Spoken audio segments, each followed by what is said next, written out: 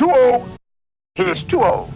Yeah, I'm 30, and I want to talk about the Mandalorian series. So, episode 8 just wrapped up, which wraps up season 1.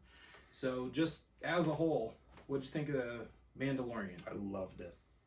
When they first announced the Mandalorian, The Last Jedi had just came out, and so I was pretty upset with Disney and the direction they were taking Star Wars. So, and I didn't really care about Mandalorian so much. I mean, you have Jango Fett, you have Boba Fett, and it's kind of a mysterious people, I guess. So, I guess that from that aspect, it's interesting. But other than that, you're not really interested in it.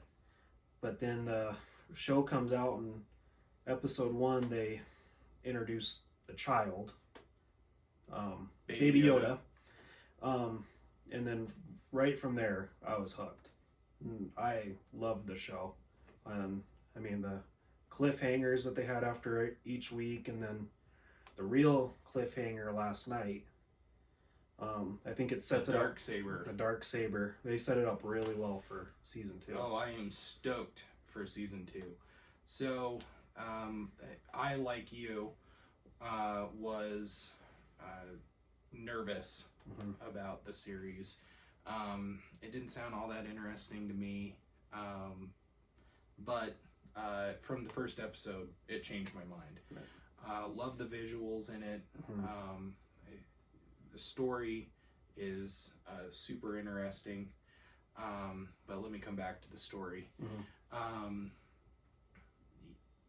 Yeah, each week just kind of built on each episode. I look forward to it every week, so I was pleasantly surprised.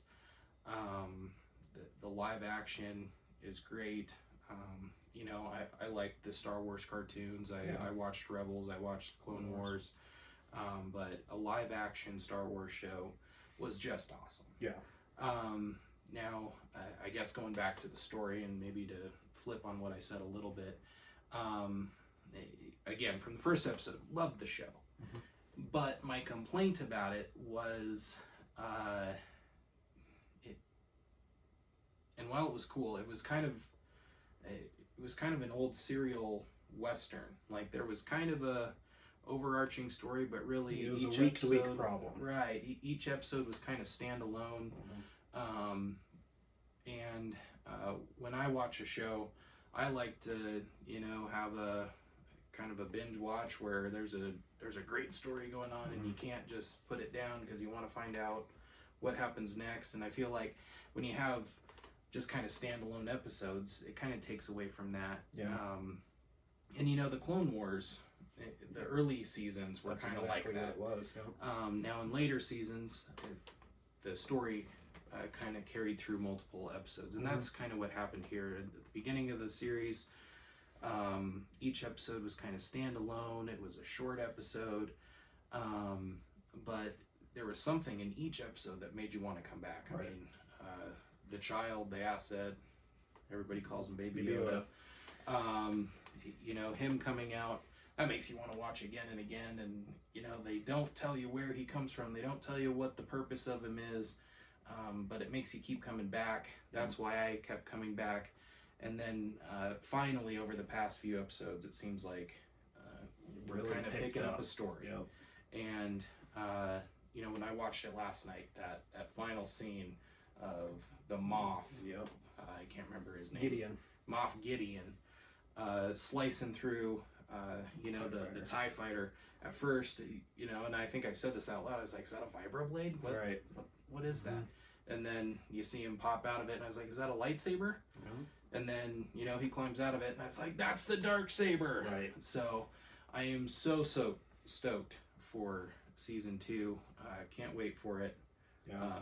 Overall, I have to give that show a 10 out of 10. Right. For how it began, how it ended, every episode in between, even the standalone kind of things, they were all just great. And it kind of makes you think what they're going to do with season 2, because they allude to it in this last episode where the gal mentions that the Mandalorian is now Baby Yoda's father, basically, and it's up to him to either find his species was one option, or also find the Jedi.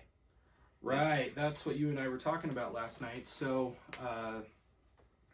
what's your theory on it? When are we gonna go looking for the Yoda species, or does his people or his kind, does that mean the Jedi?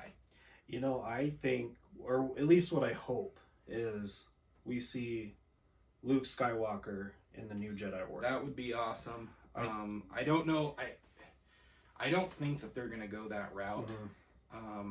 But I would love it if they did, because right. I want to see. We want to see Jedi again. I want to see some Luke Skywalker. Right. I want to see what he's, up to at the temple, and maybe this kind of bleeds into that. That's my hope. Right. I don't know if they're gonna do that. I don't think they are. I just can't see him going that route. But, I might be alone in this. This probably isn't a very popular opinion, but even if you recast Luke Skywalker, even if you did a CGI Luke Skywalker, I'm okay with it. CGI in Episode 9 Luke Skywalker, it didn't look bad. Yeah, the Luke and Leia training sequence, I thought that was awesome. Right. So a whole show of that would be great. Yeah. But whatever they do, I think they're headed in a good direction. Yeah, either of those two options, I don't think they're gonna fail. Finding out what species Yoda is, George Lucas never named the species. It's always been mysterious to us. The only species of that kind that we've seen is Yoda and Yaddle. Yeah. So very mysterious species that everyone's always been interested in. So I think it'd be interesting if they decide not to go looking for Jedi or Luke Skywalker or anything like that, if he's just traveling around the galaxy looking for the species, because we know that Moff Gideon's gonna continue being a problem. It appears that he leads the Mandalorian. Right, is that what that means, him having the darksaber? Does he lead Mandalore? And if so, are his people gonna turn against him? Or there's a lot of different routes that this show could go, and I'm excited for season 2. Right, so let us know what your theories are, or what you think about the show, and as always, please subscribe. I'm getting too old for this sort of thing.